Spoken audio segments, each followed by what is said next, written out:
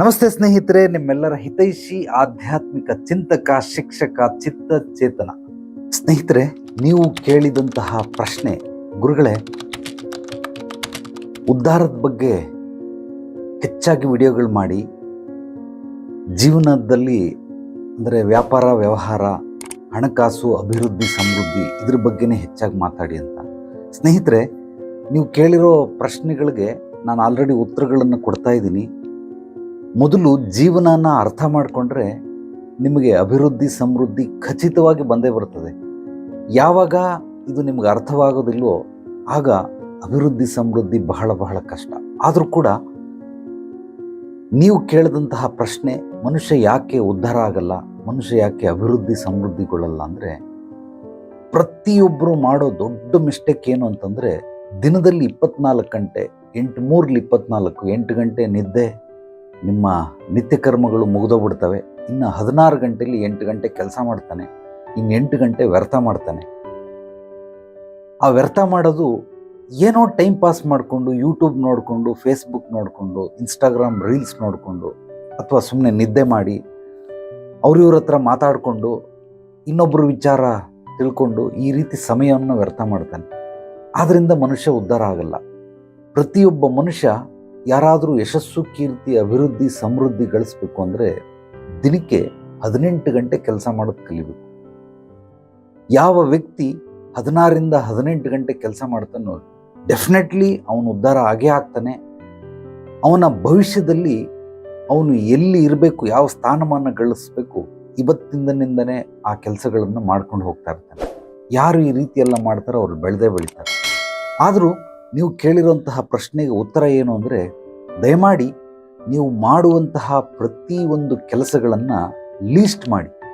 ಕಡಿಮೆ ಪಕ್ಷ ಅಂದರೆ 1 ತಿಂಗಳು ಲೀಸ್ಟ್ ಮಾಡಿದ್ರೆ ಮಾತ್ರ ನಿಮಗೆ ಅಪ್ಗ್ರೇಡ್ ಆಗೋದಕ್ಕೆ ಸಾಧ್ಯವಾಗುತ್ತೆ.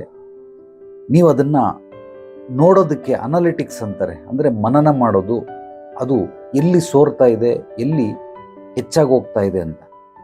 ದಿನನಿತ್ಯ ನೀವು ಮಾಡುವಂಥ ಪ್ರತಿಯೊಂದು ಕೆಲಸ, ಮಲಗೋದ್ರಿಂದ ಹಿಡಿದು ಬೆಳಿಗ್ಗೆ ಎದ್ದಾಗ ಎಷ್ಟು ಗಂಟೆ ಮಲಗಿದೆ, ಸ್ನಾನ ಎಷ್ಟು ಗಂಟೆ ಮಾಡಿದೆ, ಎಷ್ಟು ನಿಮಿಷ ತಗೊಳ್ತು, ಊಟ ಎಷ್ಟು ನಿಮಿಷ ತಗೊಳ್ತು, ನಾನು ವಾಕಿಂಗ್ ಮಾಡ್ತಾ ಇದ್ದೀನಿ, ಜಿಮ್ಗೆ ಹೋಗ್ತಾ ಇದ್ದೀನಿ, ಯೋಗ ಮಾಡ್ತಾ ಇದ್ದೀನಿ, ಧ್ಯಾನ ಮಾಡ್ತಾ ಇದ್ದೀನಿ, ಎಲ್ಲವೂ ಬರೀರಿ, ಲೀಸ್ಟ್ ಬರೀರಿ. ಎಷ್ಟು ನಿಮಿಷ ಒಂದೊಂದು ಕೆಲಸಗಳು ಆಯಿತು. ಸೊ ಟಾಯ್ಲೆಟ್ಗೆ ಹೋಗ್ತೀರಾ, ಕೆಲವರು 5 ನಿಮಿಷದಲ್ಲಿ ಮಾಡಿ ಮುಗಿಸೋದನ್ನು 10 ನಿಮಿಷ 15 ನಿಮಿಷ ಅರ್ಧ ಗಂಟೆ 3/4 ಗಂಟೆ ಬರೋದಿಲ್ಲ. ಸಾಕಷ್ಟು ಜನ ನೋಡಿದ್ದೀನಿ. 3/4 ಗಂಟೆ ಟಾಯ್ಲೆಟಲ್ಲಿ ಏನು ಮಾಡೋದಕ್ಕೆ ಸಾಧ್ಯ? ಸ್ನಾನ ಮಾಡಿದ್ರು ಒಂದು 10 ನಿಮಿಷ 12 ನಿಮಿಷದಲ್ಲಿ ಮಾಡಿ ಮುಗಿಸ್ಬೋದು. 45 ನಿಮಿಷ ತೊಗೊಳ್ತಾರೆ ಬಾತ್ರೂಮಿಂದ ಈಚೆ ಬರೋಕ್ಕೆ. ಏನು ಮಾಡ್ತಾ ಇದೆ ಅಂದರೆ ನಂಬರ್ 2 ಮಾಡ್ತಾ ಇದ್ದೆ ಅಂತಾರೆ. 45 ಮಿನಿಟ್ಸ್. ಅಬ್ಬಾ ಭಗವಂತ, 45 ಮಿನಿಟ್ಸ್. ಕುಂಭಕರ್ಣನೂ ಅಷ್ಟೊತ್ತವರೆಗೂ ಮಾಡಲ್ಲ ಅಂತ ಅನಿಸುತ್ತೆ ನನಗೆ. ಆದರೂ ಜನಗಳು ಆ ರೀತಿ ಮಾಡ್ತಾರೆ. ಪ್ರತಿಯೊಂದನ್ನು ಬರೆದಿಡಿ, ಸಮಯ ಎಷ್ಟು ಸಮಯ. ಈ ರೀತಿ ಎಲ್ಲದಕ್ಕೂ ನೀವು ಸಮಯ ಬರಿತಾ ಬರಿತಾ ಬರಿತಾ ಪ್ರತಿ ತಿಂಗಳು ಯಾವ ಕೆಲಸಕ್ಕೆ ಎಷ್ಟು ಸಮಯವನ್ನು ಕೊಡ್ತಾ ಇದ್ದೀನಿ, ಸಮಯದ ಒಂದು ವ್ಯಾಲ್ಯೂ ನಿಮಗೆ ಗೊತ್ತಾಗುತ್ತೆ. ಅದಾದಮೇಲೆ ಯಾವುದ್ಯಾವುದಕ್ಕೆ ಹೆಚ್ಚಾಗಿ ಸಮಯ ಹೋಗ್ತಾ ಇದೆ ಅದನ್ನೆಲ್ಲ ಕಡಿಮೆಗೊಳಿಸಿ. ಎಷ್ಟೆಷ್ಟು ಕಡಿಮೆ ಆಗುತ್ತೆ. ಈಗ ನೀವು 10 ನಿಮಿಷ ಬಾತ್ರೂಮ್ಗೆ ಹೋದರೆ ಒಂದು 7 ನಿಮಿಷದಲ್ಲಿ ಮುಗಿಸ್ಬನ್ನಿ. ನೀವು ಬೇರೆ ಬೇರೆ ಮಾಡದವರ ಕೆಲಸಕ್ಕೆ ಸುಮ್ಮನೆ ಕುಂತ್ಕೊಂಡು ನಿದ್ದೆ ಮಾಡ್ತಾ ಇದ್ದೀರಾ, ತೂಗುಡಿಸ್ತಾ ಇದ್ದೀರಾ, ಅದನ್ನು ಕಡಿಮೆ ಮಾಡಿ. ಇದೆಲ್ಲ ವ್ಯರ್ಥ, ಏನು ಉಪಯೋಗ ಇಲ್ಲ. ಆ ಕಡಿಮೆ ಮಾಡಿರೋದನ್ನು ಕೆಲಸದ ಮೇಲೆ ಹಾಕಿ, ಊಟವನ್ನು ನಿಧಾನವಾಗಿ ಮಾಡಿ. ಮಾತಾಡಬೇಡಿ. ಊಟ ಮಾಡಬೇಕಾದ್ರೆ ಕಣ್ಣು ಮುಚ್ಕೊಂಡು ಆ ಒಂದೊಂದೇ ತುತ್ತನ್ನು ಎಂಜಾಯ್ ಮಾಡಿ. ಚೆನ್ನಾಗಿ ಜಿಗಿದು ಹೊಟ್ಟೆ ಒಳಗಡೆ ಬಾಯಿ ಒಳಗಡೆ ಪುಡಿ ಆಗ್ತಾ ಇರೋದನ್ನೆಲ್ಲ ನೀವು ಗಮನಿಸ್ಬೇಕು. ನಿಮ್ಮ ಅಂತರ್ದೃಷ್ಟಿಯಿಂದ ಗಮನಿಸ್ಕೊಂಡು ಯಾವುದೋ ಒಂದು ಕೆಲಸದಲ್ಲಿ ವ್ಯರ್ಥವಾಗಿರೋ ಕೆಲಸವನ್ನು, ಸಮಯವನ್ನು ಕಡಿವಾಣಗೊಳಿಸಿ ಆ ಸಮಯವನ್ನು ಊಟಕ್ಕೆ ಮತ್ತು ಧ್ಯಾನಕ್ಕೆ ಹೆಚ್ಚಾಗಿ ನೀವು ಕೊಟ್ಟಾಗ ನಿಮ್ಮ ದಿನನಿತ್ಯದ ಕಾರ್ಯಕ್ರಮಗಳು ಅಥವಾ ಕಾರ್ಯಕಲಾಪಗಳು ಚಟುವಟಿಕೆಯಿಂದ ಕೂಡಿರುತ್ತೆ. ಅಂದರೆ ಉತ್ಸಾಹಿಯಾಗಿರ್ತೀರಿ, ಎನರ್ಜೆಟಿಕ್ ಆಗಿ ಪವರ್ಫುಲ್ ಆಗಿ ಆ ಕೆಲಸಗಳನ್ನು ಮುಗಿಸಬಹುದು. ಯಾರು ಈ ರೀತಿ 1 ತಿಂಗಳು ಪೂರ್ತಿ ಬರೆದಿಡ್ತೀರಾ, ನಿಮ್ಮ ಸಮಯ ಎಲ್ಲಿ ಪೋಲಾಗ್ತಾ ಇದೆ ಅನ್ನೋದು ಗೊತ್ತಾಗುತ್ತೆ. ಎಲ್ಲಿ ಲೂಸ್ ಆಗ್ತಾ ಇದೆ, ಎಲ್ಲಿ ವ್ಯರ್ಥವಾಗ್ತಾ ಇದೆ ಅಂತ ಗೊತ್ತಾಗುತ್ತೆ. ಅದನ್ನೆಲ್ಲ ನೀವು ತಿದ್ದುಕೊಂಡು ಬಂದರೆ ಸಾಕಷ್ಟು ಸಮಯ ಉಳಿತಾಯ ಆಗುತ್ತೆ. ಈ ಸಮಯವನ್ನು ಉದ್ಧಾರ ಆಗೋದಕ್ಕೆ, ಯಶಸ್ಸು ಕೀರ್ತಿ ಗಳಿಸೋದಕ್ಕೆ, ಅಭಿವೃದ್ಧಿ ಸಮೃದ್ಧಿ ಹೊಂದೋದಕ್ಕೆ ನೀವು ಮಾಡಿಕೊಳ್ಬೇಕು. ಆದರೂ ನಿಮಗೆ ಅತ್ಯದ್ಭುತವಾದ ಕೆಲವೊಂದು ರಹಸ್ಯಗಳನ್ನು ಹೇಳ್ತೀನಿ. ಇದನ್ನು ನೀವು ತಿಳ್ಕೊಳ್ಳಿ.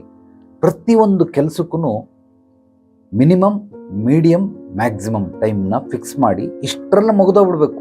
ಆ ಸಮಯ ಮಿನಿಮಮ್ಮಲ್ಲಿ ಮುಗಿಯುತ್ತಾ, ಮೀಡಿಯಮಲ್ಲಿ ಮುಗಿಯುತ್ತಾ ಅಥವಾ ಮ್ಯಾಕ್ಸಿಮಮ್ಮಲ್ಲಿ ಮುಗಿಯುತ್ತಾ, ಈ ಮೂರನ್ನು ನೋಡ್ಕೊಳ್ಳಿ.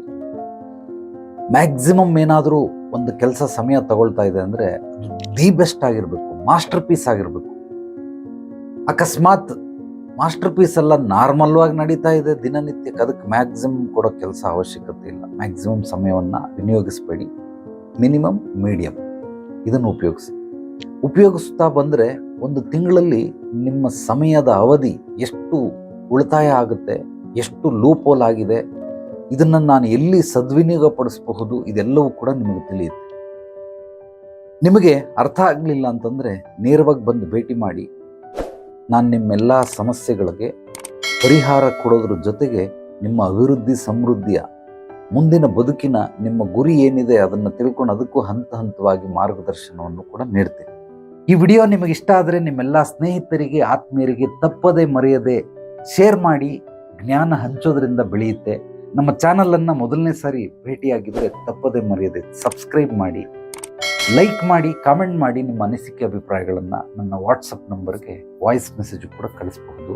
ಯಾರಿಗೆ ಯಾವುದೇ ರೀತಿ ಸಮಸ್ಯೆಗಳಿರಲಿ, ತೊಂದರೆಗಳಿರಲಿ, ಕಷ್ಟಗಳಿರಲಿ, ಕುಂದುಕೊರತೆಗಳು, ಅಡೆತಡೆಗಳಿರಲಿ, ಖಂಡಿತವಾಗ್ಲೂ ನೇರವಾಗಿ ಬಂದು ಭೇಟಿ ಮಾಡಿ. ನಿಮ್ಮ ಪೂರ್ವಾಪರಗಳನ್ನು ಸಂಕ್ಷಿಪ್ತವಾಗಿ ತಿಳಿದುಕೊಂಡು ನಿಮ್ಮ ಸಮಸ್ಯೆಗೆ ಮೂಲ ಹುಡುಕಿ ಪರಿಹಾರ ಕೊಡೋದ್ರ ಜೊತೆಗೆ ನಿಮ್ಮ ಯಶಸ್ಸು, ಕೀರ್ತಿ, ಗುರಿ ಸಾಧನೆಗೆ, ಅಭಿವೃದ್ಧಿ ಸಮೃದ್ಧಿಗೆ ಬೇಕಾದಂತಹ ಮಾರ್ಗದರ್ಶನವನ್ನು ಹಂತ ಹಂತವಾಗಿ ನಿರಂತರವಾದ ಬೆಂಬಲವೂ ಕೂಡ ಆಧ್ಯಾತ್ಮಿಕ ಪರಿಹಾರ ಕೇಂದ್ರದಲ್ಲಿ ಸಿಗುತ್ತೆ.